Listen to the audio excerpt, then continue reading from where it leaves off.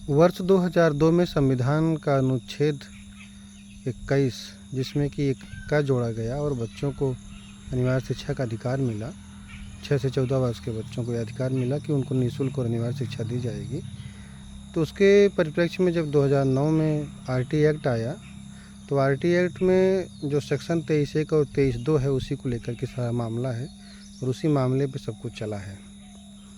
तो आप समझने का प्रयास कीजिए कि आरटी एक्ट के सेक्शन 23(1) में यह स्पष्ट है कि केंद्र सरकार एक अथॉरिटी नामित करेगी, वह अथॉरिटी न्यूनतम योग्यता निर्धारित करेगी। और 23(2) में कहा गया है कि जिन राज्यों के पास संस्थान मौजूद नहीं है, संस्थान कम है, तो केंद्र सरकार उनको राहत दे सकती है कि वे 31 मार्च 2015 तक योग्यता में ढील दे सकते हैं, शिथिलता दे सकते हैं। लेकिन जो नियुक्तियाँ 31 मार्च 2015 तक हो जाएंगी, उनको 31 मार्च 15 तक ही वो न्यूनतम योग्यताएं पूरी करनी है जो कि एनसीटी ने डिसाइड किया होगा, बनाया होगा आरटी एक्ट सेक्शन 23(1) के तहत। साथ ही साथ 23(2) का एक परंतु जोड़ दिया कि आरटी एक्ट लागू होने के समय जो शिक्षक कार्य कर रहे हैं उनको भी 23(1) की योग्यता धारण करनी होगी। ये बात हो गई 23(1) और 23(2) की। लेकिन जब एनसीटी ने मिनिमम क्वालिफिकेशन डिसाइड किया जो कि 23/8/2010 के नोटिफिकेशन में वर्णित है और एनसीटी को अधिकार मिला है 1 अप्रैल 2010 को, और अपने उस अधिकार के तहत एक फ्री बॉडी एनसीटी स्वतंत्र बॉडी है, उन्होंने न्यूनतम योग्यता डिसाइड की और पूरा सब कुछ देखते हुए डिसाइड किया कि आरटी एक्ट लागू होने के समय या एनसीटी का नोटिफिकेशन जब आ रहा था, न्यूनतम योग्यता बन रही थी, तो उन्होंने कहा कि इस तिथि तक जो पहले से काम कर रहे हैं उनको यह न्यूनतम योग्यता धारण नहीं करनी है। साथ ही साथ उन्होंने पैरा 5 में भी स्पष्ट किया कि जो इसके पहले विज्ञापन जारी हो गए हैं वो विज्ञापन भी विनिमय 2001 से चलते रहेंगे, उनको भी न्यूनतम योग्यता जो डिसाइड मैंने किया है पैरा 1 में उसको नहीं धारण करना है। इस तरह से एनसीटी नोटिफिकेशन का पैरा 1, पैरा 4, पैरा 5 एक साथ पढ़ा जाना चाहिए, क्योंकि जैसे ही पैरा 1 पर आप केंद्रित होते हैं तो वो 23(1) से गवर्न हो जाता है।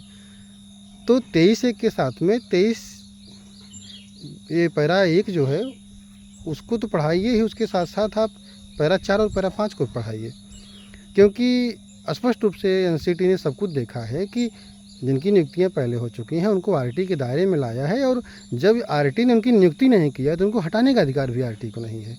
तो जैसे ही वो 4 और 5 सेक्शन 23(1) से गवर्न होने लग जाएगा तो फिर वह 23(2) में जो परंतुक है उससे मुकाबला कर सकेगा।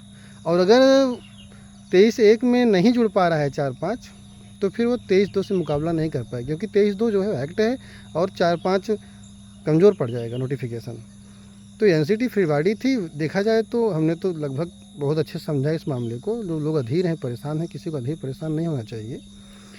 और सबसे बड़ी बात यह है कि तमिलनाडु और महाराष्ट्र का मामला था और माइनॉरिटीज़ का मामला था, माइनॉरिटीज़ में सब मामले भी गए थे।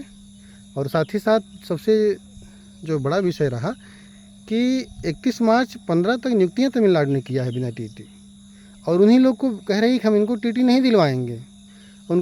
तो ऐसी कंडीशन में अंतिम बहस जब गोपाल शंकर नारायण जी कर रहे थे तो उन्होंने कहा कि टीटी जो है वो न्यूनतम योग्यता है ही नहीं, उसको तो नहीं हासिल करना है, बाकी जो चीज़ें हैं वो सब हासिल करेंगे, और टीटी है इसलिए उसको नहीं करेंगे। तो इस कंडीशन में तो जो 23/8/10 के पहले नियुक्त हैं या जिनका विज्ञापन 23/8/10 के पहले आ गया है तो उनको तो भी इंतजार करना चाहिए, सरकार के निर्णय की प्रतीक्षा करनी चाहिए। सरकार क्या निर्णय ले रही है उन्हें धैर्य रखना चाहिए। और ये मामला तो सिर्फ तमिलनाडु और वहाँ का था, बेशक मैं मानता हूँ कि पूरे देश पर लागू है, आरटी एक्ट का मामला है, लेकिन अटॉर्नी साहब ने स्पष्ट रूप से कहा कि आप समाधान करिए। तो माननीय कोर्ट ने कहा कि समस्या आप लोग पैदा करें, समाधान हम करें, तो आप समाधान करिए। तो सब बातें वहाँ हुई हैं, लोगों को धैर्य रखना चाहिए। और जहाँ तक मैं मानता हूँ कि उत्तर प्रदेश में आरटी एक्ट लागू होने के बाद कोई विज्ञापन नहीं आया, जो भी विज्ञापन आए थे वो सब 23/8/2010 के पहले आए थे।